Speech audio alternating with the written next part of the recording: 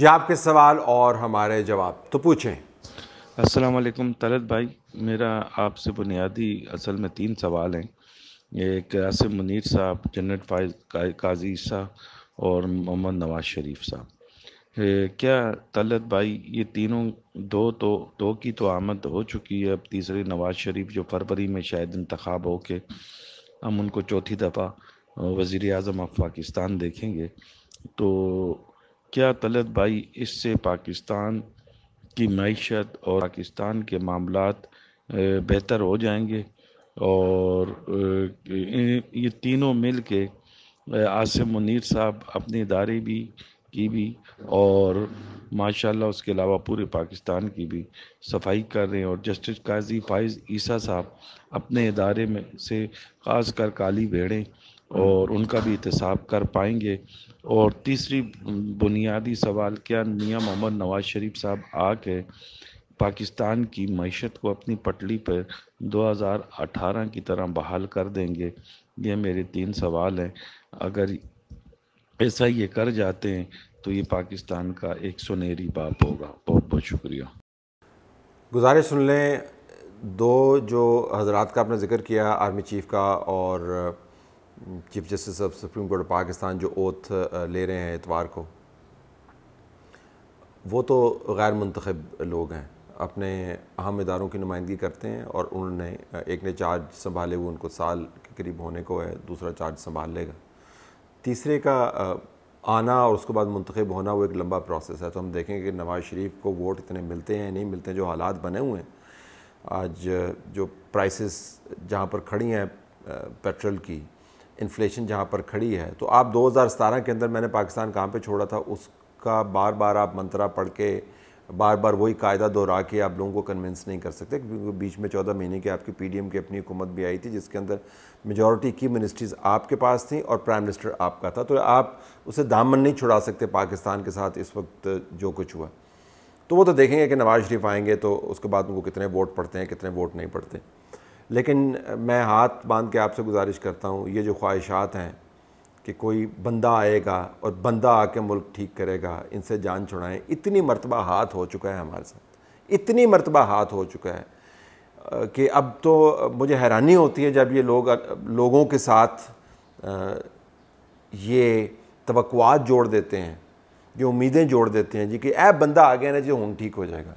بندے اس ملک کو ٹھیک نہیں کرتے، پروسیس اس ملک کو ممالک کو ٹھیک کرتے ہیں۔ اگر آپ نے پروسیس کو ٹھیک نہیں کیا، جو کہ مجھے فی الحال ٹھیک ہوتا ہوا نظر نہیں آ رہا، اور پرانی گریں جو ہیں ان کو نہیں کھولیں جو کہ نہیں کھل رہی ہیں، اور وہ نتائج بھگتنے کی اور ذمہ داری قبول کرنے کی اگر آپ نے استطاعت اور طاقت نہیں دکھائی جو کہ نہیں دکھائی جا رہی ہے، تو ملک درست نہیں ہوتے۔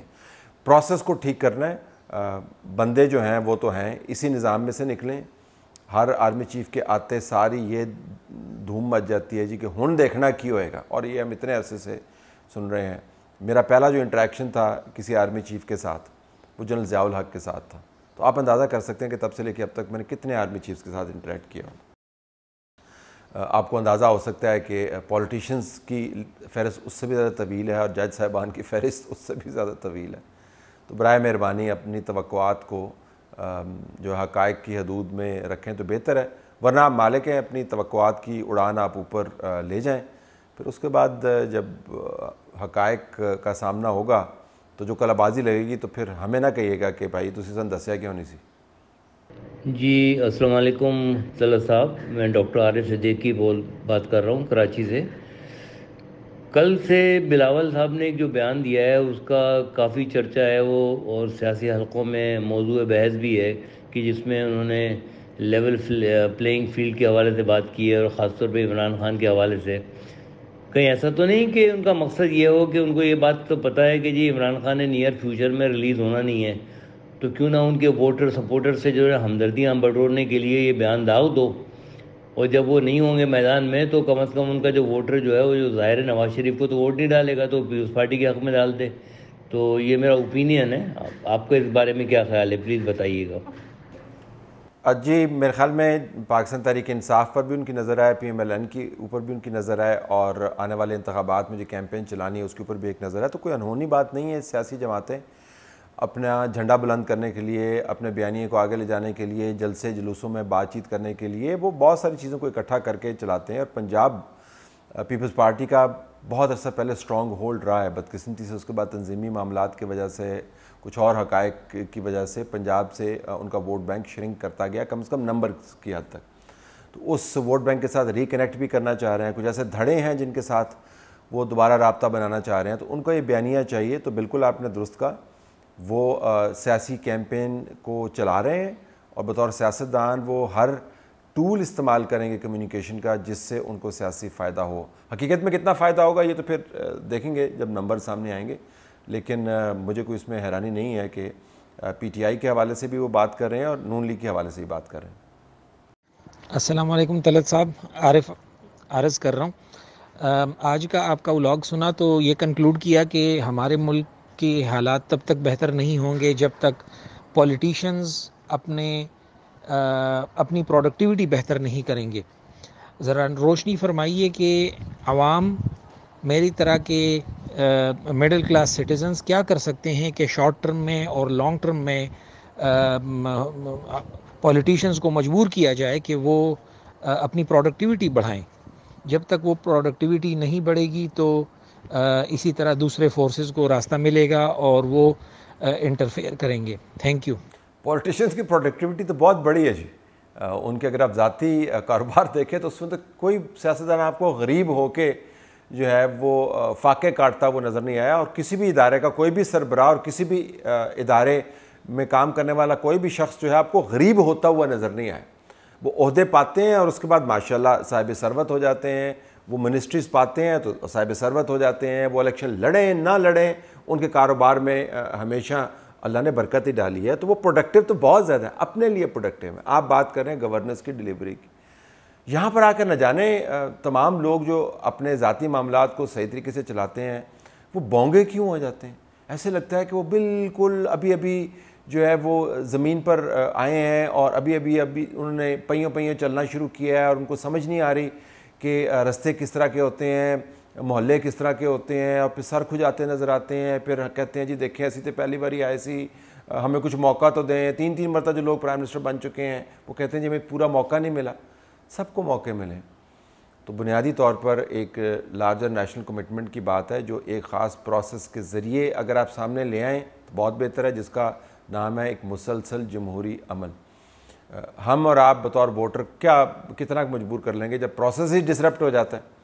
ابھی آپ نے نگران وزیر اعظم کو نہیں سنا فرما رہے ہیں کہ پالیسیوں کا تسلسل جو ہے وہ ایک پارٹی نظام کے نیچے ہی چل سکتا ہے. یعنی خواہشات آپ دیکھیں ذرا. اور اگر وہ کہیں گے میں نے تو ویسی تجزیہ کیا تھا تو میں ان سے کہوں گا کہ آپ کیوں ویسی تجزیہ فرما رہے ہیں. آپ کا کام نہیں ہے تجزیہ کرنا، آپ کا کام ہے الیکشنز کی نگرانی کرانا. وہاں تک آپ محدود رکھیں. تو اگر آپ ریفلیکٹ کرتے ہیں کہ ایک پارٹی سسٹم ہونا چاہیے تو پھر آپ کیا کہنا چاہ رہے ہیں؟ پھر پارٹی کا نام بھی بتا دیں کون سی پارٹی ہونی چاہیے.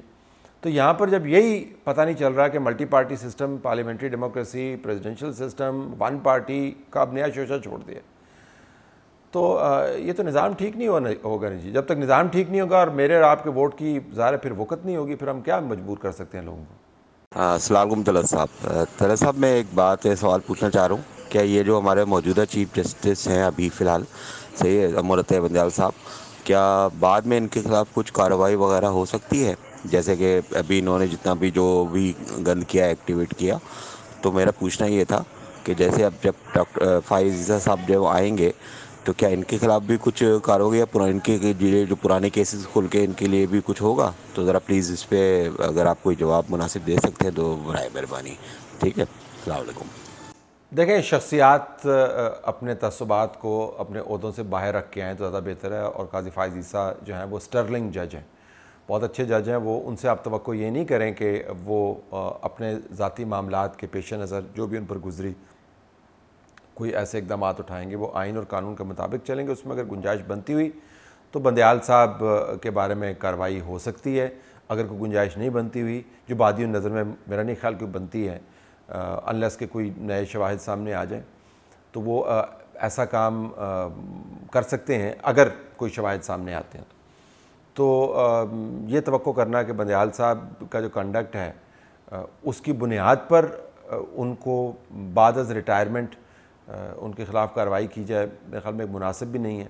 جو تاریخ ہے جی وہ سب سے بڑا جج ہے. اور کمال بات یہ ہے بندیال صاحب کی کہ ان کو خود احساس نہیں ہے کہ انہوں نے اپنے ساتھ کیا کیا, جو سب سے بڑی سزا ہے. ایک تو نا آپ کو احساس ہو تو پھر آپ ندامت کا شکار ہوتے ہیں اور ندامت سے آپ اپنی کوئی روحانی طہارت کا بندوبست بھی کر لیتے ہیں. لیکن جب آپ کو احساس ہی نہیں ہو تو ندامت بھی نہیں ہوگی, ندامت نہیں ہوگی تو پھر آپ ویسے ہی رہیں گے جیسے ہیں. اور سب سے جو تکلیف دہ کیفیت ہے وہ یہ ہوتی ہے کہ جب آپ اخلاقی قدروں کی پامالی کے لیے مشہور ہوں اور آپ سمجھیں اس کے بالکل برعکس کہ آپ اخلاقیات کے اعلیٰ ترین عہدے پر فائز ہیں. اس تضاد سے بڑی سزا اور کیا ہو سکتی ہے؟ لیکن اس سے بھی بڑی سزا میں نے آپ کو بتائی نا کہ آپ کو احساس ہی نہیں ہو کہ آپ کو سزا ملی کیا ہے. السلام علیکم طلعت صاحب. طلعت صاحب ابھی یہ فیصلہ آیا ہے کہ نیب ترمیم کو مسترد کر دیا گیا ہے, جس کا مطلب یہ ہے کہ اب with the exception of 90 days remand 30 day یا 14 days اس کے فرق کے علاوہ باقی قوانین ویسے ہی ہو جائیں گے واپس. تو اگر ایسا ہے تو یہ بندیال صاحب نے پی ٹی آئی کے اوپر ایک وار نہیں کر دیا ہے؟ کیونکہ جیسے جیسے ان کو ضمانتیں مل جاتی تھیں اب یہ ہوگا کہ انہیں نیب کے کیس میں گرفتار کر لیا جائے گا تو اس میں تو ضمانت والا معاملہ بھی نہیں ہوگا, اور پھر انہیں کھڑا کر کے کہا جائے گا کہ اپنے آپ کو بے گناہ ثابت کرو. مکافات عمل ہے, لیکن کیا واقعی ایسا نہیں ہوگا؟ میرے خیال میں 90 دن جو نیب کسٹڈی میں رکھ سکتا تھا اس کو امینڈمنٹس نے کم کر کے 14 دن کیا تھا, پھر اس کو بڑھا کے 30 دن کے اوپر لے گئے تھے. تو اس کا تو فائدہ ہوگا ان لوگوں کو جو طویل المدت کسٹڈی میں جا سکتے تھے امینڈمنٹ سے پہلے. پی ٹی آئی کو فائدہ ہوگا. نئے جو کیسز بنیں گے اس میں صرف پی ٹی آئی کا ہی نقصان نہیں ہے. جو فہرست ہے بڑی طویل ہے کہ کن کن لوگوں کے کیسز کھولیں گے, اور نیب چونکہ فردر اب امپاورڈ ہو گئی ہے, اس امپاورمنٹ کے بعد وہ پھر دھیان نہیں کرے گی کہ یہ پی ٹی آئی کا ہے یا نون کا ہے یا پیپلز پارٹی کا ہے یا کون ہے. وہ سب کو دھر رگڑا دے گی ویسے ہی جیسے 2018 کے انتخابات سے پہلے اور بعد میں دیا.